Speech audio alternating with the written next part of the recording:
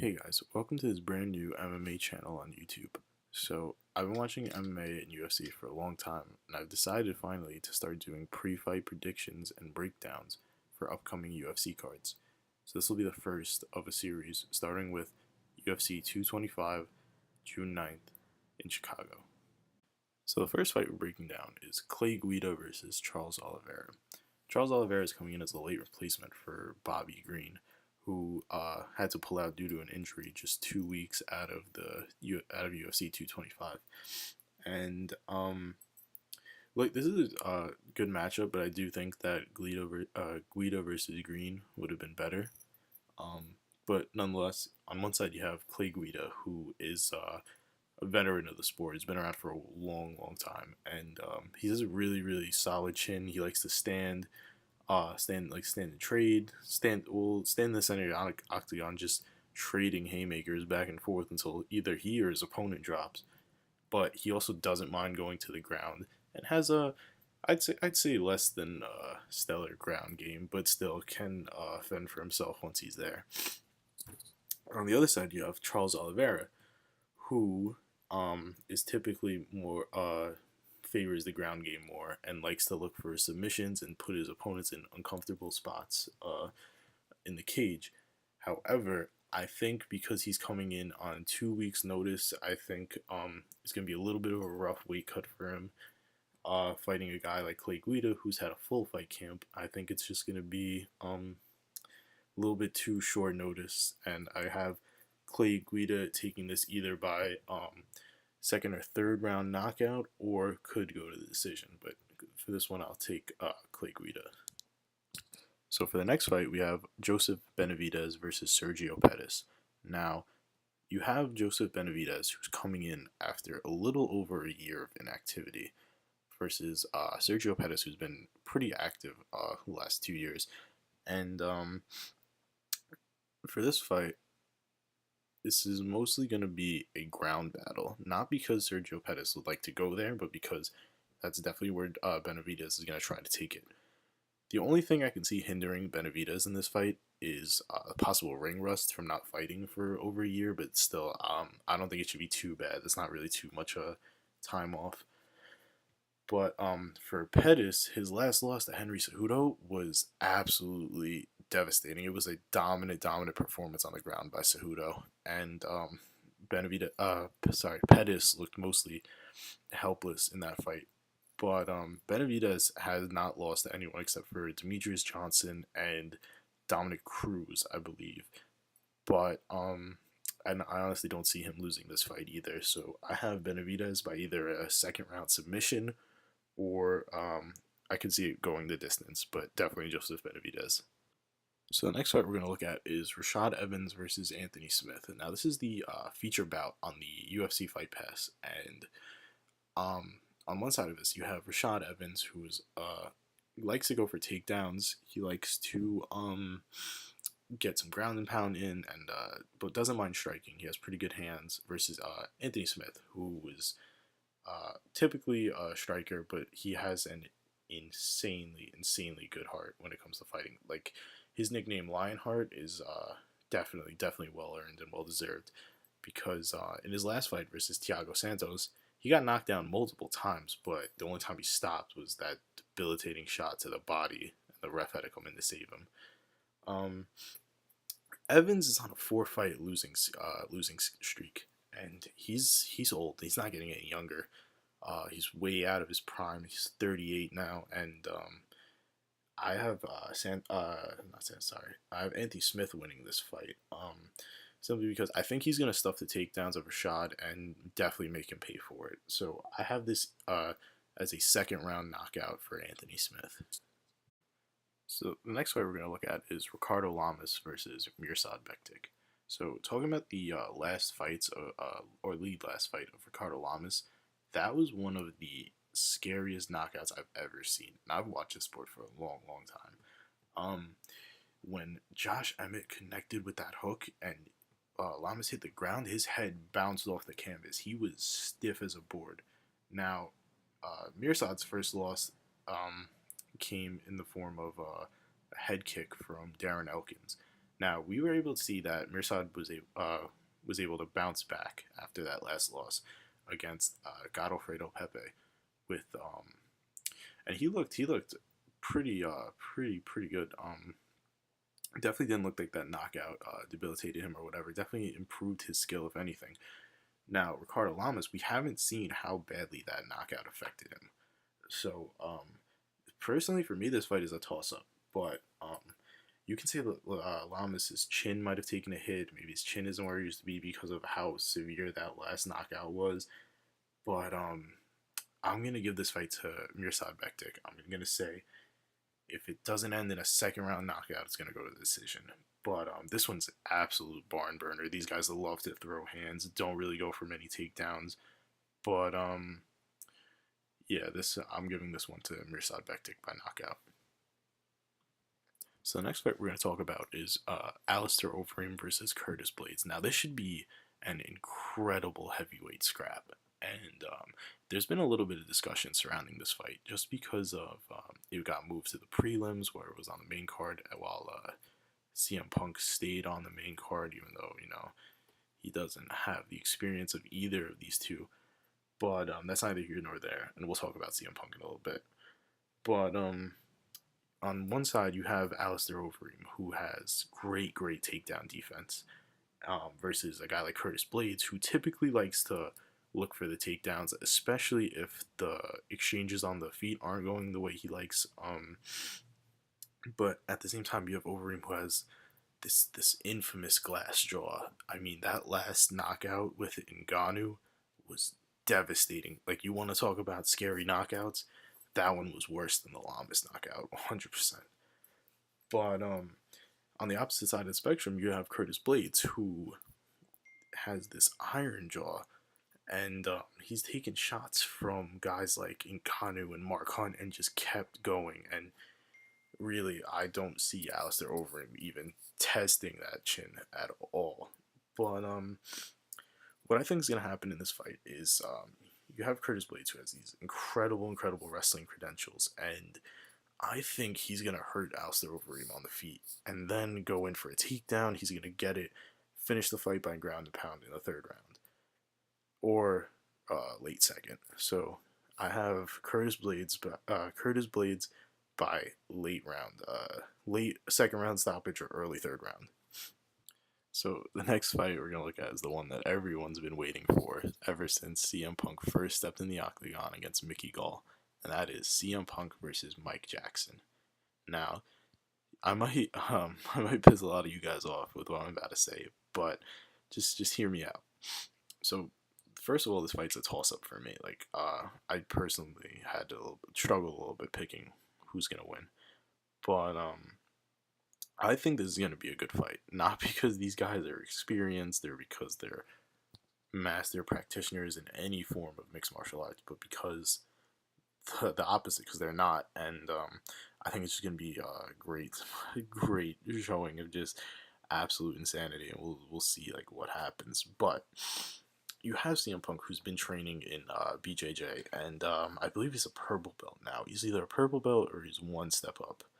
But versus Mike Jackson, who's a former boxer. Now, in both of their last fights against Mickey Gall, what happened was they were taken down immediately and submitted. They both showed lack of experience on the ground. CM Punk, as far as I know, has taken strides to fix that ground game. And I don't know how much Mike Jackson has worked on his ground game, but he is a former boxer, so he does have those stand-up credentials right there. So what I'm trying to say is wherever this fight takes place, it's going to dictate who wins. Now, if this fight goes to the ground, I think CM Punk can take it, but I don't see it going to the ground. I mean, maybe if he gets lucky in the first or second round. But I'm changing my pick right now. I'm gonna go with I say Mike Jackson catches him on the feet. I think it's just too much pressure for CM Punk. He's too old. This isn't his sport. But personally, I hope he proves me wrong. I'd love to see him in here a third time. But I'm gonna say Mike Jackson catches him on the feet in either the second or third round. So I'm gonna say Mike Jackson by second or third round knockout. Now we're gonna look at Andre Arlovski versus Tai Tuivasa. Now I believe this is gonna be another good heavyweight fight. Um, on one side you have Andre Arlovski, who is he's another one. He's another one who's old. Probably should retire soon. I don't see another path to the championship, especially with who's at the top now. I mean, you have Stipe, who's such a dominant champ, arguably one of the best heavyweights of all time, and you have Overeem. I'm sorry, not Overeem. Blades rising in the rankings, and his opponent Tai Tuivasa, who's also beginning to surge in the rankings. He's Andre Arlovski's just out of his prime at this point. His chin has taken a beating over the years, man. He's 39 years old, and his chin has just taken some shots, man. Against Tai Tuivasa, who's young, in his prime, he's a monster. He's cleaning out this division, getting first round knockout. I don't think he's gone outside the first round. And personally, I don't think he's gonna go out the first round this time either. I think he's gonna finish Andre Arlovski by a first round knockout. He's just got huge power in his hands. He's insanely athletic for a person of his size, and I just don't think Arlovski's going to keep up with him. I think Tuivasa is going to win this fight by a first round knockout. So the next fight we're going to look at is Holly Holm versus Megan Anderson. Now, Megan Anderson is a top prospect in this division. Ever since she started her pro career, there's been a lot of eyes on her, waiting for her to make her UFC debut. I'm going to tell you straight away, I think she's going to win this fight.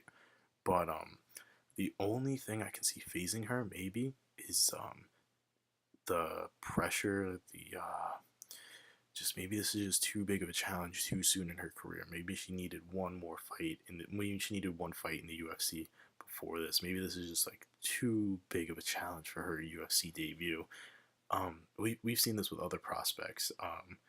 Eric Silva, Hector Lombard, they had fights in the UFC, but they come in, they get put up against a veteran too soon in their career, they get beaten down, and then they just never recover from it. But I don't think that's going to be the case here. Holly Holm is a great kickboxer. She's infamous for that left head kick, the one that took out Beth Correa and Ronda Rousey, of course. But in her last fight against Chris Cyborg, I think she was just a little lackluster. But Megan Anderson's unpredictable on the feet. She loves to keep the fight standing. She is a absolute monster on the feet, and I think there's just gonna be too many shots getting through to Holly Holm. I think that Holm might look for the head kick a little too much. She might be a little too patient, and Holm is gonna work her way in. And I don't think it's gonna be a stoppage, but I definitely think Megan Anderson's going to win. So I'm going to take Megan Anderson by decision. So this next fight, RDA versus Covington, man, this was hard to pick. This one I change my picks for constantly. I was just thinking about it, talking about it with friends. And this is just such a toss-up for me. But you have RDA, who's recently moved up to the welterweight division and begin to once again surge through rankings, the number one contender now. His last fight against Robbie Lawler was great performance. Hurt Robbie Lawler early. That barrage that he landed on while Robbie was against the cage was crazy. He has insanely good cardio at 170, and but on the other side you have Colby Covington, who basically what he did was he trash talked his way into an interim title fight, which to me is crazy. But the question being, does he have the skills to back it up? And personally, I think yes, he has great takedowns, great takedown defense, but doesn't mind to keep the fight standing. But what I think is going to happen is there's just too much pressure on RDA.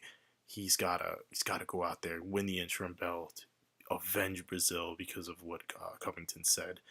I think the trash talk's getting to him. He hasn't shown any visible signs of it, but if you just look a little deeper, man, like he's just so not worried, but concerned with beating Covington just because of what Covington said about Brazil, that I think the trash talking is going to get to him, especially during the fight. I think Covington's going to have a mouthful to say to RDA during the fight. I have RDA maybe just getting frustrated with Covington possibly gassing himself out, trying to put Covington away in the first and second. And RDA has great cardio at 170, but he just doesn't have the same power he had at 155. Like, anytime you move up a division, you not lose a little bit of power, but the power that it takes to knock someone out at 170 is nowhere near the power it takes to knock someone out at 155. It's a big difference. And Covington, I think Covington is just gonna make RDA gas himself out in the first and second, and maybe catch him in the third round. Possibly catches in the third round, finishes it by some ground and pound. So in this one, and final pick, I'm gonna go with Covington, third round TKO stoppage. So here we have the long-awaited rematch between Robert Whittaker and Yoel Romero. Now, their last fight was great. Romero easily took the first 2 rounds, but gassed himself out like he usually does, and Whittaker was able to take control the last 3 and win the fight pretty decisively in those last 3 rounds. But Yoel Romero has looked phenomenal in his last few fights, especially against Luke Rockhold. That was great performance on the feet. He showed adaptiveness that's not seen by many fighters, especially at that division. But he was able to adapt to Luke Rockhold and finally get the knockout later on in the fight. But he also showed he's able to pace himself more. He's able to not gas himself out as easily as he has in his previous fights. But at the same time, he did miss weight for that fight. It is a tough weight cut for him. He's older. Every time you make weight, it just gets harder. But at the same time, Robert Whittaker blew his knee out in the first minute of their last fight and was able to go 20+ minutes with one leg and still win that fight, which to me is just baffling. It's absolutely insane. But Whittaker's just unpredictable on the feet. Yeah, Yoel is so explosive. This is another toss-up for me. But I'm gonna say if Whittaker can avoid another injury like he did in the first few rounds, he's gonna be able to take his belt home. I think he's gonna frustrate Yoel Romero. I believe Romero is gonna try and look for a little bit of a repeat performance. He's gonna try to target that leg a little too much. Whittaker's gonna see right through it, dance around him, and just either make Yoel gas himself out, or he can catch Yoel on the feet.